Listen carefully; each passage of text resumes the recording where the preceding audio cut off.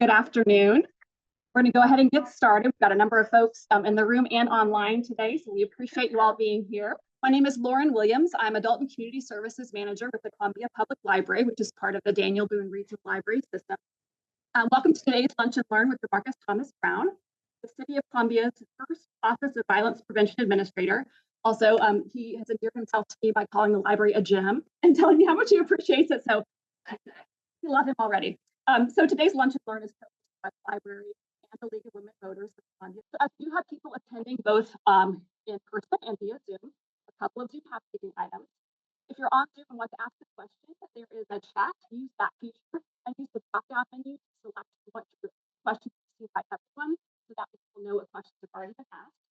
And when it's time for those in the front here to ask questions at the end of the presentation, I'll be walking around with this microphone to make sure that people in the room can hear, and then I'm going to ask DeMarcus to repeat that up here so that people on Zoom can hear as well. We are recording today's presentation, so it'll be available the next day or two on both the League's YouTube channel and the library's YouTube channel for future viewing. And now I'd like to welcome up Barbara Hoppy of the League of Women Voters of Columbia Boone County to introduce our speaker. Thank you so much, Lauren. Williams in the library, they have been a great partner for our Lunch and Learn program for this whole year. This is our last program for the spring, and then we'll start again in September, but we don't have Lunch and Learn during the summer.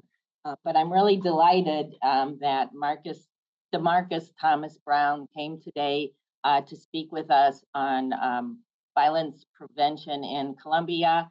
He is our first violence prevention administrator. And I think one thing really important in your qualifications is that DeMarcus is a lifelong Columbia resident, born and raised in Columbia. And I was thinking back when I first moved to Columbia in 1979, which maybe before you were born, I'm guessing, that really there was often no deaths from guns, and then occasionally one or two. And so that has changed a lot, but Columbia has changed a lot, and the United States has changed a lot since then. We had 30,000 residents about 30,000 when I moved in 1979. Now we have over 120,000 residents, and the proliferations of guns in the United States and in Columbia has, exploded since 1979. So those are some factors that need to be and will be taken into consideration. But just a little more background on DeMarcus that I learned, and you might want to share more that I don't know, is that in addition to being a lifelong resident and having that important knowledge and perspective, he is a certified harm reduction specialist with the Missouri Credentialing Board, which allowed him to work on substance abuse intervention. He received training to address mental health first aid, intervention strategies related to substance use, and to identifying factors for gun violence. And prior to becoming the Office of Violence Prevention Administrator, he led organizations aimed at assisting formerly incarcerated people in Columbia, including serving as managing director of Into Action and program director for the Reentry Opportunity Center. He also served as a regional director of Good Dads, which aims to empower fathers to be actively engaged in their children's lives. So thank you, DeMarcus, for coming and sharing what you hope to do and accomplish in Columbia, and also what we can do to help you in that effort. Thank you. I tell people that I was born at Boone Hospital, and when I was born, they bring the babies out and they stand them on the foot of anybody born. So you don't have a choice. You have to be a Tiger fan. It's what they do, and so that is the case. Actually, a fun fact: my son and I share the same birthday. We were born in the same hospital, so that was special. The Office of Violence Prevention for the Columbia, Missouri is due to us. we aim to build safer communities through collaboration and innovation. A lot of what I will talk about has to do with collaboration and innovation, and how we work together as part of it. And so, before that, just a little bit about me. This slide does not have my likeness in it, for various reasons. But I was born to a single parent mother. My dad, my dad's a great guy, great individual, but he left when I was 3 years old. I remember that's one of my earliest memories, of watching their scuffle and him leave. And I equated it with with actual joy, because I thought the police lights were the lights we used to see at the carnival. Anybody remember the carnival used to be in the parking lot by what used to be Walmart and Kmart and all that? And I used to love when they come to town, and then would hate when they would leave. And I equated the police lights to at a young age. Grew up right down the house we lived in. My earliest memories where I remember seeing this happen was on Pendleton. It was, I think, 22 Pendleton, where my grandmother and grandfather lived in 19 Pendleton. So that's where I remember that was my stomping grounds. We would play around Pendleton, go down to like LaSalle, go around to Douglas Park, go across over to 6th Street. That's where my father's mother and father lived. And that was our area, the Pendleton, 6th Street, over by Judge Jr. Before the fence was there. You go up the hill, and we come back around Fairview over by Hickman and Washington. Those are my areas. We didn't fool with the people over at Unity. We was right there, but we didn't fool with them. That was a whole different area. Like, we didn't fool with them. That was our area. That was their area. And then if scuffles would happen, you would see that stuff, because people from Unity was right. But we related to all of them, so we related to the Coats who were over there. But so my history here is very nuanced, as we will see with violence prevention. Violence is very nuanced. My name, Thomas Brown, I'm not related to Thomas's or Brown. Some complex trauma, right? My mom's not related to the man that she was given the last name of, to cover some situations. My grandfather, who instituted Thomas, was running from the police and other factions in South Carolina and came to Columbia, so we don't even know who his people were. And so I'm not related to any of those people. That's the last name I bear, right? So I'm akin to complex trauma and transgenerational trauma. And I have an A score of 8. You can get a 10. I have an 8, and on the A scores. So adverse childhood experiences, things that happen to you that before the age of 18. This has a lot to do with sanctuary trauma and different things of that nature. But with the higher A score, you have like heart disease, diabetes, like health effects that can work within you. It's been proven to see with those with higher A score. Also, you see more prone to substance use disorder, prone to risky behavior, which leads to violence, and that could lead to health disparities and things of that nature. So yeah, A score of 8. And I always tell people you don't have to live to the score, right? So me standing here is a testimony of violence prevention. Office of Violence Prevention was established in 2024. The Office of Violence Prevention aims to coordinate and develop implementation and evaluation of prevention, intervention, community enrichment. When I'm asked, like, oh, how do you feel about the job being the first things, and people will use intervention and prevention simultaneously and interchangeably, and they're not interchangeable. Prevention has its own track work, and intervention has its own track work. And then when you have the here and now, the intermediate, right? All of those are different areas that should be collaborated together, right? And so that's what we aim to do in this office, tasked with developing a broader, more comprehensive approach to community violence. You will hear me talk about PICOS, trauma-informed, community-oriented system of care. I will talk about that. This goes through, you can tie this to any area of that you're looking at trying to remedy, whether that's recovery, whether that's lack of community, whether that's substance use disorder. You can tailor community-oriented system of care, recovery-oriented system of care. Trauma, parentless oriented system of care. All of these, there's a holistic approach to that. And so I must say that I'm being borrowed right now from harm reduction training. I'm in the training right now, training with picking up my stack. So if I get to harm reduction need, just let me know. I'll try to back off the trauma informed. So we aim to orchestrate that. And then evidence-based, right? So data-driven approaches. People's perception becomes reality, but that does not mean that is reality. I can perceive that things are getting more expensive, but unless I go through and look at the trajectory of something and realize, like, yeah, eggs are getting more expensive, but soda, right? And so I could be griping about soda and saying how expensive the soda is, and someone's like, actually, eggs are going up, but you're talking about, so my perception has become my reality, but that does not mean it's reality. And so data-driven approach helps to fashion, even when we get to correlation, right? And causation and correlation are not and y'all know this, right?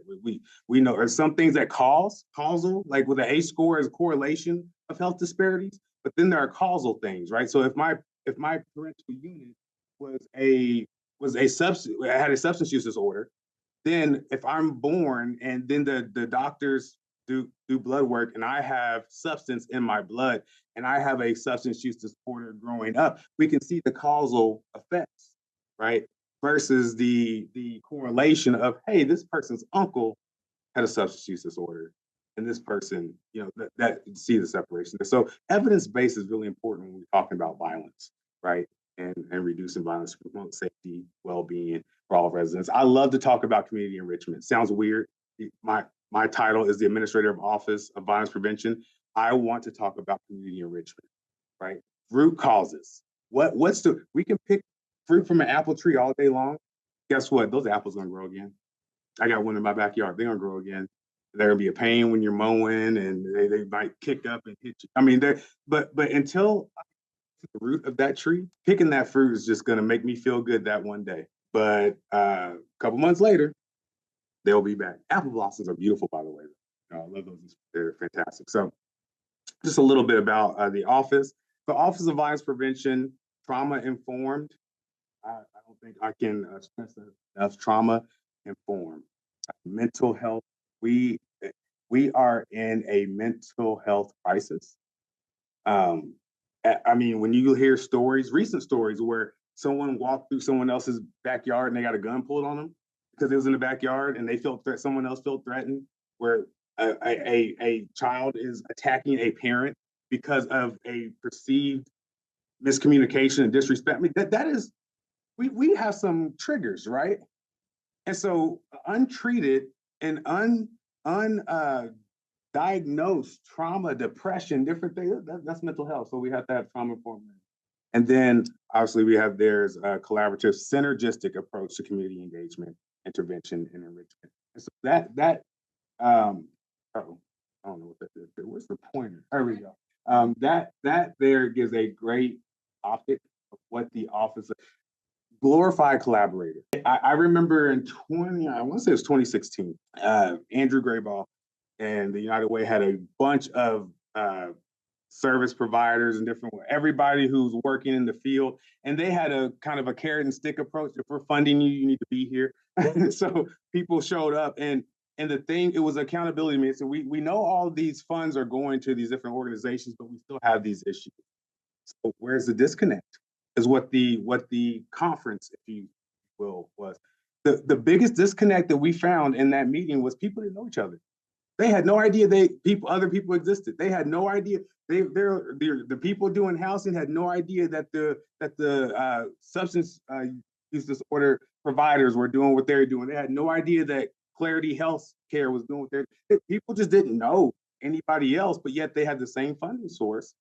And really their work intersected in ways, right? And so the Office of Violence Prevention is a collab. We're the tie, we're the wheel, right? That helps so if someone's saying, hey, they're gonna get adjudicated, but we're gonna need services afterwards, but we know who's doing services afterwards.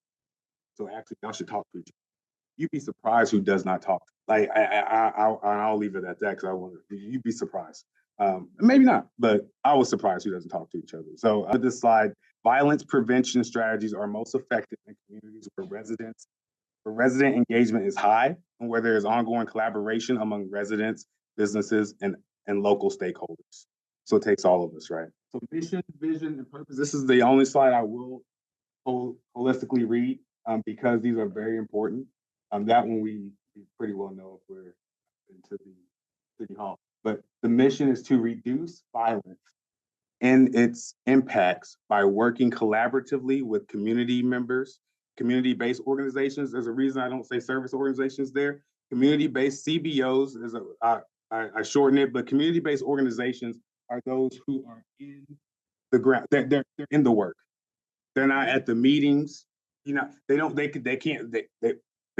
1, 2, 3 people working. They're not going to the meetings. They're on the merit, right?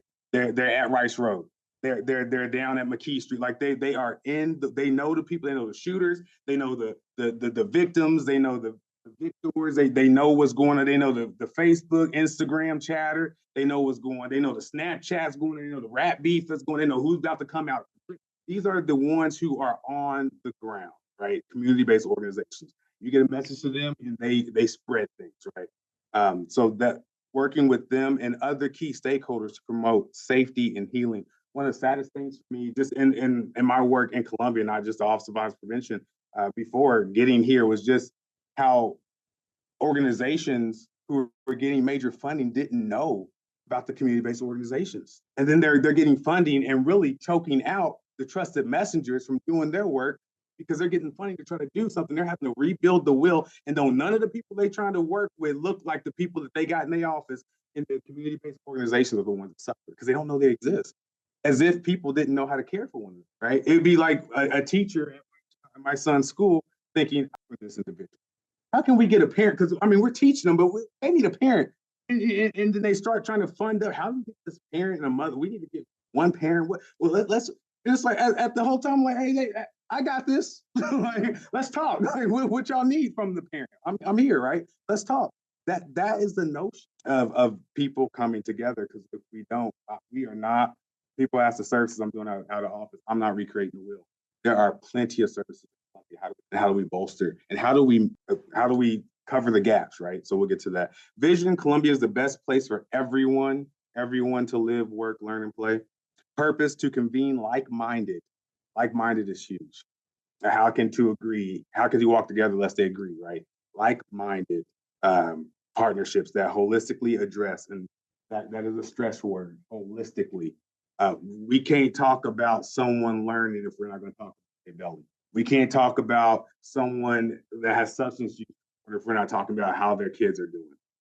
We can't talk about transportation if we're not going to talk about housing, right? Holistically, people need everything now. And so having everyone at the table, hopefully we can get people close to getting what they need now, right? Address root causes. Most of our root causes will be found in that holistically, right? The root causes, and could be antidotal, but the root causes of violence is not a gun. It's a fruit. It's not a root cause, right? Mentorship could be a root cause or lack thereof. Trauma has been identified in a lot of evidence-based practices of root causes, right? So identifying root causes of violence, specifically education, stability, health, both mental and physical, to disrupt communal and familial cyclical patterns that may perpetuate violence. One of the root causes can be conflict resolution. You have families feuding for 30 years, ain't never had nobody to get involved with conflict resolution and say, why are we fighting? And the current generation, like, I don't know. We just they told us we didn't like them. And so we took that. And it's like, no, let's talk about this. They don't even know why they fighting. They just know that it's been like that. It's been funk on site since they've seen the other side of the family, right? And so conflict resolution, that could be a solve, right? All right. Tracy, how you doing? And so you go and post tell people that. So Office of Violence Prevention methodology. So there's a methodology built into the office. I will say I have a knack of building things. I love to build things. That's probably my main gift mix is building. The Ranch Opportunity Center, working with Dan and Into Action to build something that was going to be viable and work, and we did it, right? Into Action, how do we further and build mechanisms that then gear towards sustainability, right? I get bored with maintaining, but I love building, right? So in 10 years, I'm like, hey, are you? I was like, I'm not excited about this. But building mechanisms, right? So when we're building, we put in methodology. Intervention is short term, prevention, long term, and then community enrichment. Intervention is short term, prevention is long term. Community enrichment is transformative. And so the train, there's a reason there's a train on the slide, because the methodology that we're developing in this office is the aspect of the train already leaving the station. This office was developed in 2024. The violence in that train left the station a long time ago. We're not going to be able to get, so the train containing cars filled with proponents to violence left the station many miles ago, with each railroad tie and calls proponents. Each crossing, railroad tie crosses, right? The trains cross hundreds of railroad ties in motion. Each crossing is too much. You listen to the news, right? I listen to KGL. You listen to the news this morning at 8. They listen to it at noon. Well, we can't listen to it, but you can listen to it at 1, I believe, is on there, 5. And you hear these situations, right? Each one is too much. The train has left the station. We can no longer stop the train from leaving the station, but hopefully we can prevent the locomotive from crossing successive ties by attempting to divert. How do we divert, right? And contain and minimize. So if we can divert, contain, and minimize the effects of the current crossings, that is called intervention. Right? We're intervening into the train leaving the station. We are also tasked with slowing the train in order to get us time to hopefully get out in front of the procession to build in measures that will eventually stop the train. And that's called prevention, right? Getting out in front of prevention is not reactionary. It's planning to get out in front of to stop the train's progression so that we will not have the successive railroad tie crossings, right? And lastly, once the train has been successfully halted, we can then remove the proponents to violence and repurpose the train cars, communal use, and enjoyment. This is called community enrichment. Train stop, no more railroad tie crossings, and we're repurposing the very locomotive for enrichment, and hence the High Line. This was the High Line. This is in New York City. It exists. I've been there. It's beautiful. It's gorgeous. It's fantastic. It was not always that way. This was something that was used for a train crossing, and it was very highly dangerous to be in. 500 deaths since its building, and they abandoned it. And so then not only were there deaths from people getting hit by trains, collisions, things like that, you had drug poisons and overdoses that would happen there. You had aggravated assault, different things that would happen there because of the covering of what was there. And so they decided, hey, let's get together and do something beautiful here. And they did. It is beautiful. It's gorgeous. Like you go up there, you feel like you're in an oasis in the city. And it's called the High Line. So now they have 8 million visitors a year that go to the High Line in New York City. 500 deaths to 8 million visitors a year. That's called community enrichment. That's transforming the proponents, if you will, to violence, and bringing enrichment. And that's the methodology that we have, the Office of Violence Prevention. I will tell you that the Office of Violence Prevention could have been established in 1986. That was the year I was born, to do urban planning in Columbia, to help with development. Really, this is not an initiative because crime is so high. This is an initiative for planning.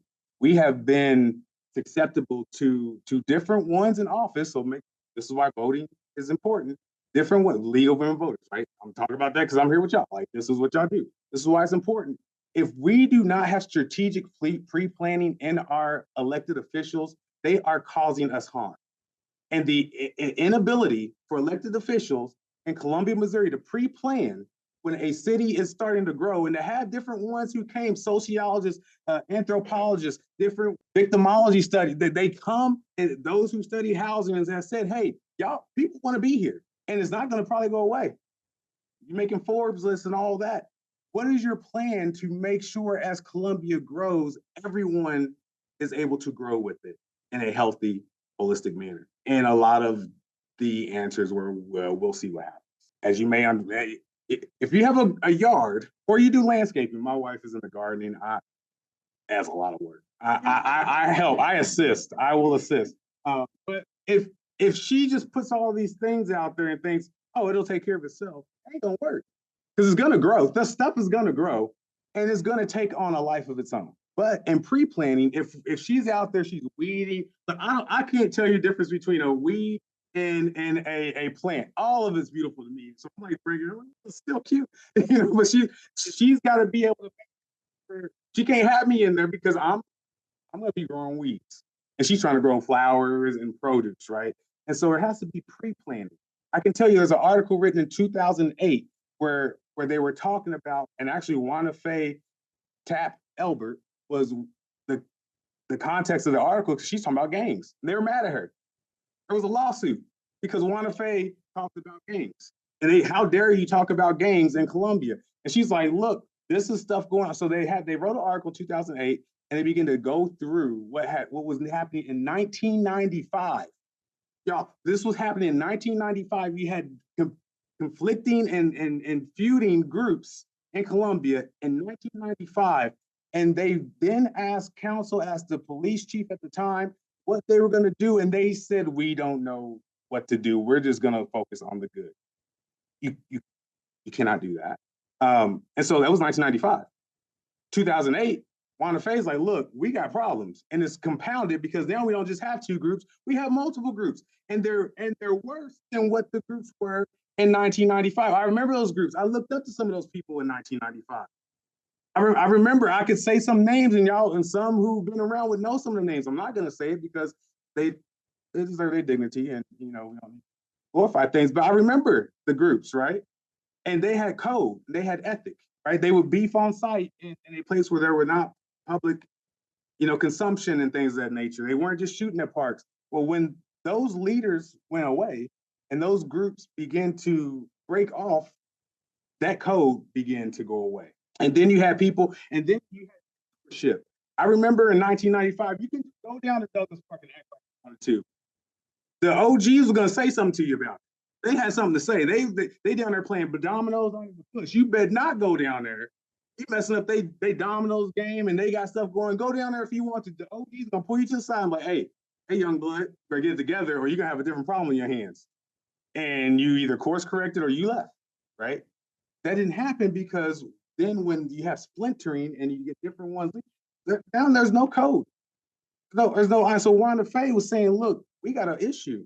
They brought in the land's last name was Carlisle. They brought in the sociologists who came to look because no one wanted to say gang. So they're saying groups. I get it. I get the different sides. So they brought in the sociologist who was like, I can tell you that whatever y'all want to call them, you call them whatever you want. But until components, the things that are the need for these groups, you are going to have issues. They talked about housing. They talked about community.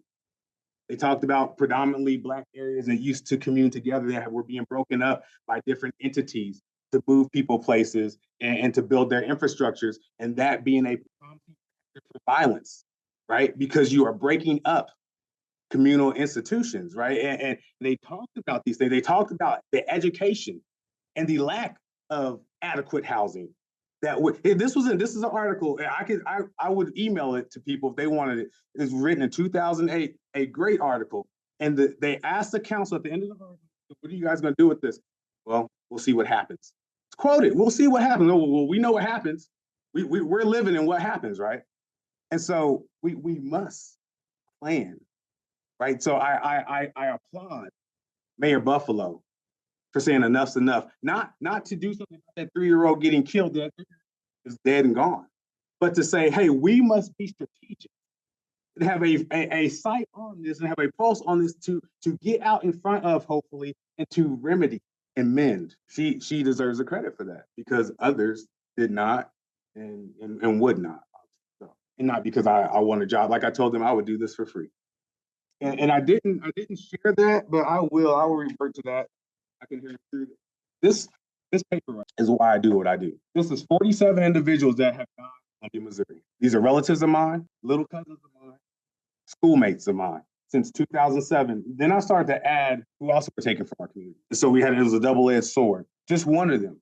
It was too much. But y'all got 47 of these names. And I stopped adding to it. I just stopped. I could have went front and back, but I just stopped because this was enough. And so when I say I would do it's not because it's a thankless, easy job. It's because this affects me deeply. I don't get the news article in the morning. I get a call in the morning talking about, hey, my cousin got shot.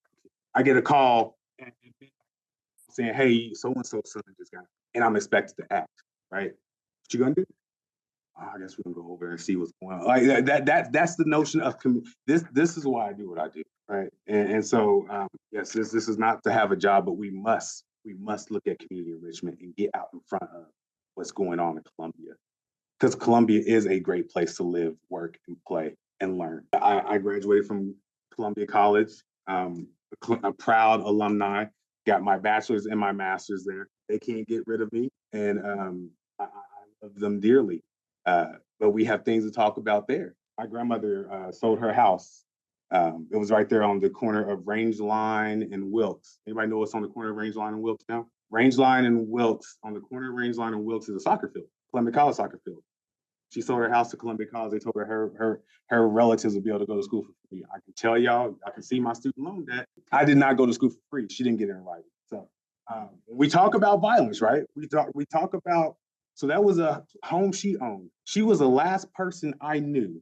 This was my great grandmother who owned a house on that side of the family until my wife and I bought our house. Nobody else owned the house. Didn't even know how to get. At 17, had no idea what it would be like to own a house. Didn't even know what you had to do, right? Was not a concept. On my other side of the family, my mother's side of the family, Miss Mary Ratliff knows them, the Bushes and the Brown. My grandmother was a homeowner, sold her house. None of her kids owned a home. None of her kids. My mom's home. Well, no, actually, I had an uncle, but he moved to Arizona, so he did. We had 1 out of 6 kids who owned a home. One generation. So when we talk about violence, we don't talk about those things. We just talk about gunshots. No, that is violence, right? Because that leads to something. You can be moved at will at the what's gonna happen. If I go from Derby Elementary, I went to West Boulevard, they said I got kicked out. That's up for debate. As long as my mom's still living, that's up for debate. So West Boulevard. So with the Blue Ridge. Then they built Derby Ridge. So I went to Derby Ridge because we had to move, right? And so I went to 3. Then thank goodness we stayed out with the Lane, then with the Oakland, right? Is there anything else? That's right. Sam Walton, which I know. Ain't nobody hating on Rockbridge, just saying, like, no. We love them both. That was before battle was around. But that is violence. Boulevard, and not be on the teacher to try to keep up with it to Derby Ridge. There should be a file that follows it. And so what happens? They get left behind. You know why I know this? Because that was me. I was 14 years old and could not do long division, could not do multiplication tables, could not do my language skills and all that. I could not spell unless I could write, which is a problem because that's hand-eye coordination and all those different things, right? And so only reason we found it is because my algebra teacher saw me mimicking. I could only do the homework if she showed me what to do. Then I could do what she did. And she thought it was brilliant. And I'm like, I'm just trying to say like, that you can't long divide, you can't know your multiplication tables, but you can mimic what I do and understand just in this moment, but you have no sustenance to sustain to understand why you're doing this. So geometry was a struggle because I couldn't share my work. I don't know a proof of what. Like I couldn't do, but I could mimic, right? So I was visual learner. And so they caught that.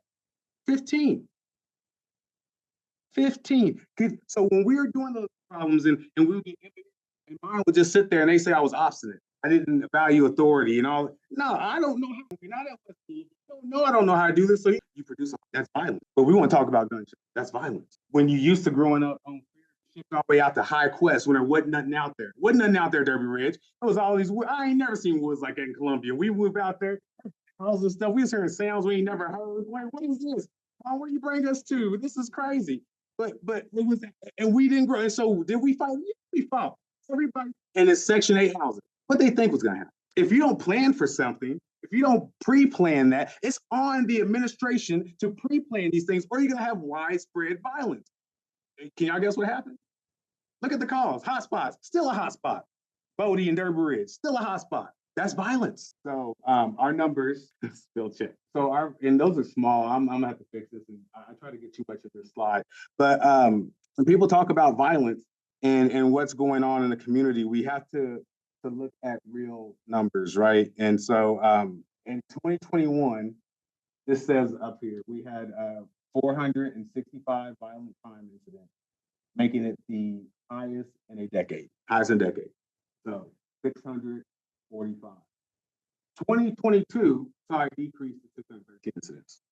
2022, going down a little bit, not too much, but 2023 further declined to 498, a 16.86% drop from the previous year.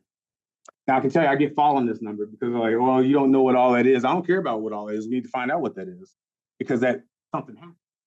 Whether it's declassification, I believe there's a confluence of things because we talked about intervention, prevention, and the intermediate. I believe preventative measures started to pay off.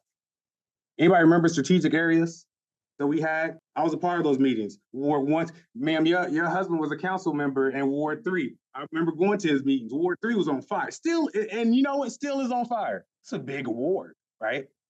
It was Ward 1, 2, and 3. We went to 2 and 3 and we sent other people to Ward 1 and we all get together after the meeting. And I can tell you synergy was starting to happen. And that was 2018. I believe a payoff happened even when they removed programs because you started prevention. You started communities, even though they didn't own, so you had neighborhood owners coming together, talking about what's going on in the community. I think we've seen some payoff. We also saw some declassification, but we also had entities that came to Columbia that weren't here previously. Powerhouse came to Columbia. That was huge, right? We had the Reentry Opportunity Center started in 2020. And so we have different things where we're engaging people coming back in to the community. So we have a lot. Heather Harlan was talking, no, but she was. We started some of the Boone County Coalition, Boone County Overdose Response Coalition, and those are the like that were also. And so we're doing we have data analysis right now. The national average, the national drop was 3%. Columbia deserved a pat on the back. 3% was the national drop. We got 16.86% and didn't nobody say nothing about it. You know why they didn't say anything about it? Because they didn't know. Because if you're not strategic, you can't measure what you treasure. So if they don't treasure it, they're not measuring it. And so nobody knew. The mamas did, grandmas did, fathers, uncles, daughters, sons, they did. Teachers did. I guarantee you, the teachers like, oh, God, I did a miracle with these kids. Y'all ever been on a field trip? Go on a field trip with one of the schools. I've been on a couple of them. It is, look, I don't, these teachers deserve all kind of stuff. Y'all, these teachers are not parents, they're teachers. Go on a field trip. You'll find out real quick how this is what's going on. These different legislators that want to sue our school system and talk down about the administrator. Get your tail in one of these classrooms and then talk about some administration. So go in there and deal with. I've taken kids to the bathroom. I said, hey, I'm not certified, but I'm like, nowhere close to y'all in this bathroom. These ain't my kids, but the teachers can you help? 25 kids out here at the pumpkin patch. This one's crying because he got to go to the bathroom. He's on himself, and they're gonna make fun of him, and we're gonna have violence. So it was nonsense. Nonsense. I'm trying to be there with my niece, right? Like we gotta understand these things are violence. Ain't no way LeBron James making millions of dollars, but our teachers barely being able to pay rent. It's terrible. This is a pathology. Thank you so much. I need that. I need that. I appreciate it. So we're gonna run through this. So total violent crime in 2024, we had an uptick of 569. That's too much. From 2023, a total violent crime now currently 498. U.S. crime rate is 364. Don't let people fool you. Challenge your resources per 1,000 people, 100,000 people, right? So you got to add the 31,000 onto that. So it's like, oh, Columbia is so violent. Add the other 1,000. Aggregate your data, but these people don't even know what aggregate data means. So I'm just saying, we got to be careful on agendas that further demonize what we're trying to fix, right?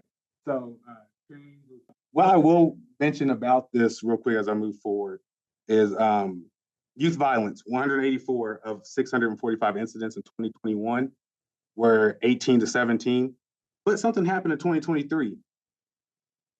Moved to 18 to 24 in 2023. 2025 was 24 to 34. The math doesn't matter. So it's not the kids got older. Interventions, something happened.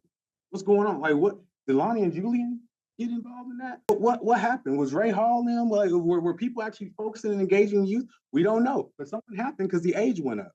So now we're dealing with interpersonal violence, different things like that. Domestic violence, that is violence. People don't want to talk about domestic violence. Some of the people who talk about gun violence are actually causing domestic violence. All of it's violence, right? These are things that cause violence. Okay. So community engagement, violence disruption, youth engagement. And youth engagement is not the youth being invited to come sit here. It's them driving. Anybody been to 4-H, the Adventurers Club 4-H? The youth run that show. I went last night and I was like, I was amazed. I took my kids with me. They had the robot and all that. And the youth are running the show. The parents are just there to assist. The parents are doing what we would tell the youth to do, and the youth are there and they're leading. They have their own board and they're going through an agenda. Young kids, we need to engage these youth, not tell them to come and sit and not be heard. No, you come and lead. Help us, right? And policy advocacy. We have too many guns on the street. In our state, people don't want to hear, oh, it's not easy to get a gun. Miss me with that. If they pass this agenda that you can be 18 to get a gun, we are furthering things. Ain't no way. Do you know what I would? At 18 years old, I did not need no gun. I need to be able to have to go through the channel of getting illegal guns like I had to, and these guns barely work. The guns they can get now, y'all know that these gun shops get robbed to get an insurance write-off, right? They get robbed. There's no accountability on them getting robbed and their guns disappearing. No accountability. They get the payoff, and then these guns end up in cars, right? That are unlocked on the streets where you can just get in. I don't know about you, but like, it's not adding up. We talk to the shooters, we talk to the ones who are in these groups, and they know these drop-offs. They get Snapchat that, hey, drop off over here, came from the store. There's a reported break-in. We don't ever find nobody. Look at the story. Go look at the stories. They write them all the time. They talk. Go find where they found the perpetrator broke into these. Go find them. You ain't gonna find them. Go find them. You're not gonna find them. There are agendas and things that we need to make sure we're doing advocacy so that we maintain Columbia being a place people love, everyone can enjoy and live. I'm hearing through evidence-based initiatives. So we do have some solutions. There are solutions. Group violence intervention. This is a whole thing. Why do we say group? Because not everybody identifies as a gang. There are groups. There are people that say, I'm not a gang, but me and my friends over here, we hang out. We're not a gang, but we all like this Pokemon, and so we hang out. Like, for real, like, we're not a gang, but we all came up from over here, and our parents all used to get together. So we not a gang, but we all from Africa. We got to protect each other. So these are groups, right? So group violence intervention, and it comes with the norm of an approach to which law enforcement, communities, and offenders can work together, reset relationships, and recognize and expand upon common norms, interests, and goals. We got a community. We can't have law enforcement without the people they are trying to help enforce. And we cannot have people who are being enforced upon who do not know from the law enforcement agencies that come into their community. We have to build a communal norm so that there's a knowing of one another and there's trusted messengers so that we can see, right? I'm not anti-police. People try to, I'm not anti-police. There are some people that need to be locked up. If I didn't get intervention in my life, I would need to be locked up. I was walking around telling people if my mama ever died, I'm gonna kill everybody. And I meant it. If I didn't get intervention, I needed to be in somebody's jail cell. I got intervention, right? Focus deterrence. That is, hey, we will want something different, or just know they know who you are. And oh, by the way, these communities will not be bullied anymore. When my mother's talking about their daughters and grandsons outside to play because people are shooting, we need to do something about those people that are causing those kids to stay inside. That's called accountability. It ain't called snitching. It's only snitching if you're out there doing it too. Now, if you're out there doing it too, don't be calling the police. You're doing the same stuff. This is what you get. You reap what you sow. But if you are a resident and a community resident, you owe it to your and your children and your family to make sure you hold. That's nonsense. Kids should not be afraid to be outside. All right. So cognitive intervention. That is part of the focus deterrence, right? Cognitive intervention is I don't know to do something different. Who's going to show me to do something different? I needed someone to show me something different. Don't tell me to go up. Look, I didn't know about buying a house. I needed somebody to show me how behavioral theory, right? Not therapy, because we're not practicing theory. I need someone to walk with me. I'm about to slap the heck out of this person. They're like, no, here's what you do. What happened? They disrespect me. How they disrespect you? They looked at me and then walked on past. Or, they might not even see you. Oh, they saw me. I know they saw me stand up. They don't see me. Look at me. Big man. Like I'm saying, like, hey, you see that pole right there? I ain't worried about that pole. Yeah, well, they couldn't see. And to be able, okay, let's go grab them. Answer yourself. Don't talk. Stand over. How you doing? Man, I see me. Wow, that? Man, your grandma was talking about. I ain't even been over in months. Oh, for real. Like that, really. These are situations, people getting shot behind those situations. I kid you not. Those situations. Road rage, you cut me off. I'm shooting you. Like that happened. That happened here a couple times. These are this intervention to be able to de-escalate and conflict resolution when you are fight, freeze. You're not doing none of that. especially if you're prefrontal cortex. Like, you're not doing none of that. It's go time. You're not thinking about the after effect. I'm trying to hurry up. So neighborhood-based outreach and investment. I'm calling this group no cap, like the young people. So I'm trying to get in their good graces. No cap. What no cap means is it's a neighborhood organization that we're calling a pre-council. You may not own, but you got power, right? You're gonna tell us what we need to do in your neighborhood. And we're gonna do it. We're gonna do it. I will quit my job if we do another thing where we telling people we're gonna do something, we don't do that again. Accountability works both ways for the city and for the. They know I will quit. Like, we got to do it. They asked for a home, a child care center and an after school program out at Derby Ridge. They didn't do it, and one of those kids shot and killed somebody on Dove, and now is in jail for the rest of his life, seemingly rest of his life, because we was asking for him when he was 6. 10 years later, what you think he's gonna be doing? And that poor mom, right? So we got to be held accountable. So they have power. They are invested in their neighborhoods. They may not own, but they have power. Where else is this working? A lot of places. A lot of places. Y'all can look these up, whether it's Office of Violence Prevention or it's Missouri Foundation for Health with Charleston, Missouri, and things, giving funding to these interventions and all this. Mission St. Louis and East West Initiative and Save More Lives. I mean, it's going to Springfield. It's going on everywhere. We should be jealous. We should be upset. Like, why are we just now coming onto this? And key performance indicators, which I will hurry past. But we are holding ourselves accountable. This office will be held accountable.